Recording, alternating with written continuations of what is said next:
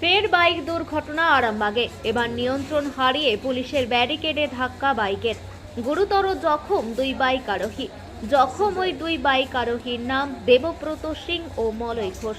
তাদের বাড়ি আরামবাগের মায়াপুরে।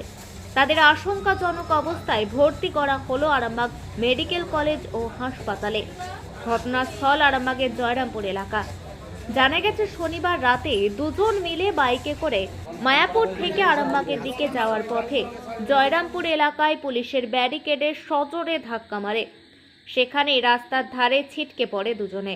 রক্তাক্ত অবস্থায় পুলিশ ও স্থানীয়রা উদ্ধার করে আরামবাগ মেডিকেল কলেজ ও হাসপাতালে নিয়ে যায়।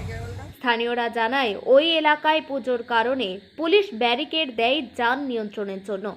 আর সেই ব্যারিকেডে ধাক্কা মেরে জখম হয় বাইকে থাকা দুই যুবক। জয়রামপুরে হয়েছিল এটা, ব্যারিকেডে এসে মেরে দিয়েছিল। দুটো বাইকে ছিল, দুটো বাইকে ছিল। হ্যাঁ, পরিচিত বলতে আমাদের পাশের গ্রামে আর কি। হ্যাঁ, দুজনেই পাশের গ্রামেই বাড়ি।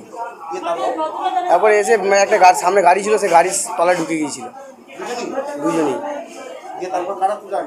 আমরাই তুলে আনলাম, আমি ছিলাম আর একটা স্যার ছিল। একজন এর নাম হচ্ছে, এর ঠিক নামটা ভুলে যাচ্ছি আমি। আমি তার ঠিক নাম জানি না, আমার মুখ চেনা পরিচয়। মায়াপুর হাটতলার ওই দিকটায়। হ্যাঁ, আরামবাগের দিকে আসছিল। পুলিশের ব্যারিকেডে এসে মেরেছে।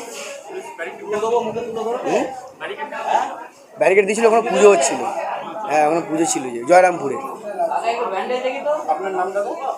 সমর দুলে।